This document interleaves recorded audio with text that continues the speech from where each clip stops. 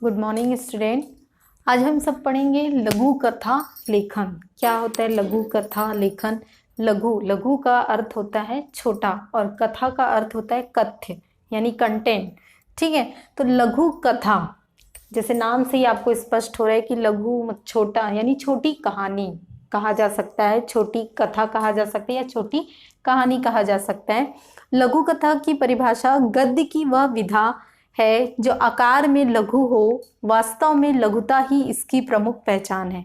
अर्थात लघु कथा मतलब जो आकार में छोटा हो, जिसमें बहुत सारी बातें बताई गई हों और साथ में वह क्या हो, छोटा हो, जो बड़े रूप में ना होकर छोटे रूप में ही हो और उसमें क्या है, बहुत सारी बातें समा जाए, उसे लघु कथा कहा जाता है। लघु कथा के उद्देश्य, अब हम आते हैं लघु कथा के उद्देश्य। सबसे पहला है मनोरंजन।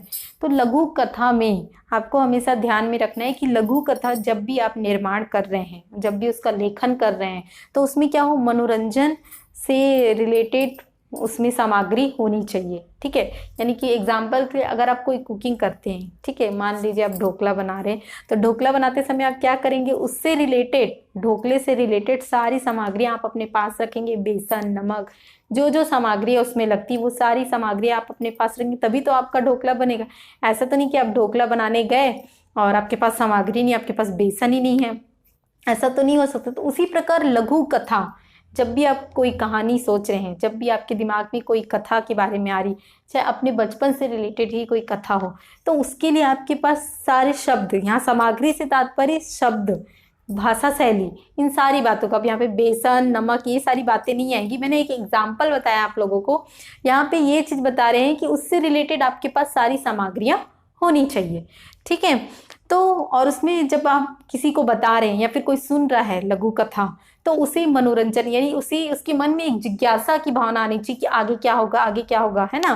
जैसे आप कोई सीरियल देखते हैं, आप मूवी देखते हैं, तो उसमें आप देखते हैं ना कि आगे क्या आने वाला है, स्टोरी आगे क्या आने वाला है। तो उसी प्रकार जब भी लघु कथा का निर्माण करते हैं तो उसमें भी आप में क्या होनी चाहिए, जिज्ञासा होनी चाहिए कि आगे की क्या होगी स्टोरी, तभी वह मनोरंजन का पूर्ण साधन बन पाएगा। सेकेंड हम आते हैं कल्पना शक्ति का विकास।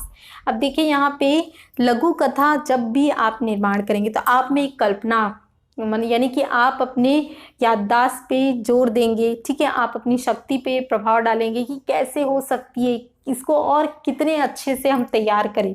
ठीक है, तो ये होता है कल्पना शक्ति का विकास। तीसरा है तनाव से मुक्ति और सुप्त जिज्ञासा भी जागृत। अर्थात जब आप लघु कथा का निर्माण करेंगे तो आप जो भी तनावग्रस्त होंगे, आपके माइंड में 100 प्रकार की बातें चल रही, लेकिन आप जब इस चीज़ का निर्माण करेंगे तो आप में एक मोटिवेशन की भावना आएगी और मोटिवेशन के साथ आप क्या होंगे, आपकी जो सुप्त जिज्ञासा है, सुप्त का मतलब होता है सोई, सोई जो भी इच्छाएं हैं वो क्या होंगी, जागृत होगी। अर्थात आप में एक कहा जा सकता है क्रियाशीलता की भावना उत्पन्न होगी।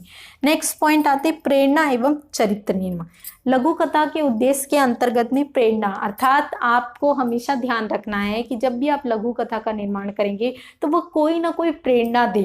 ठीक है, जैसे आप सबने एक छोटी सी कहानी सुनी होगी एक कौवा रहता है, उसे प्यास लगती है। ठीक है, तो कौवा कुएं के पास जाता है और वह पानी को देखता है कि उसमें किसमें भरा है, मटके में भरा है।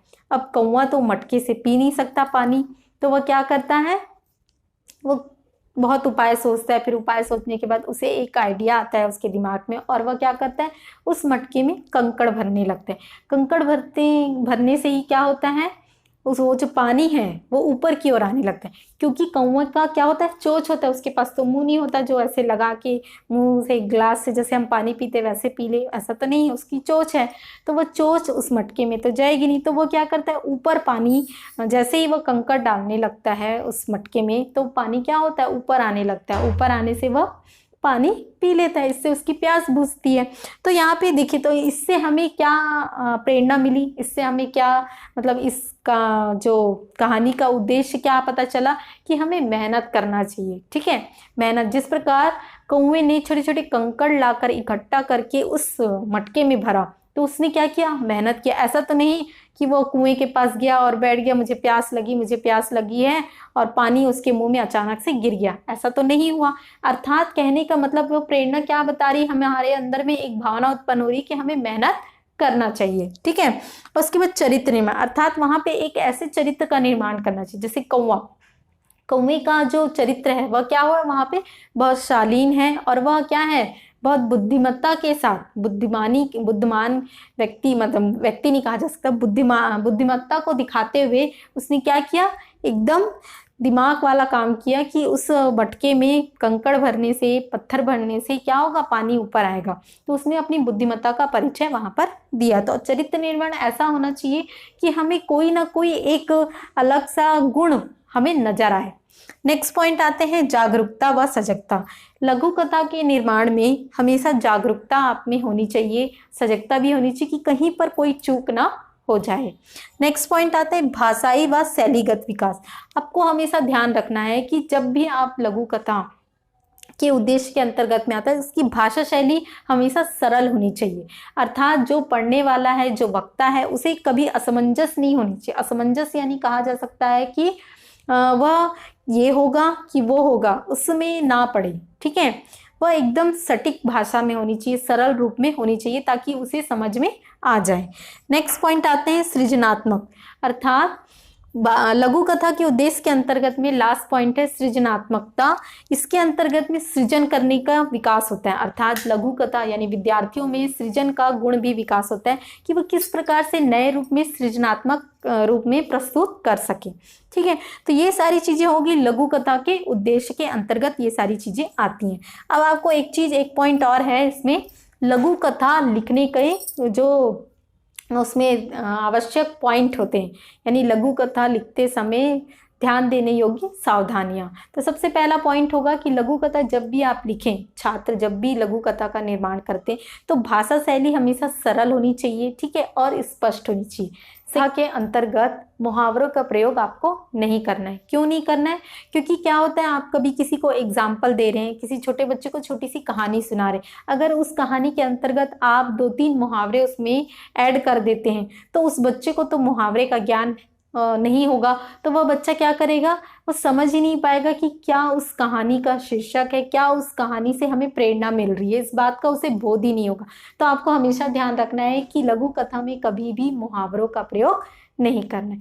नेक्स्ट है लघु कथा निर्माण में जितनी शब्द शैली हो, यानी कि आपको कोई बहुत बड़ा स्टोरी, लघु यानी नाम से स्पष्ट है छोटा, आपको छोटे रूप में ही उसे लिखना है और स्पष्ट रूप से आपको लिखना है।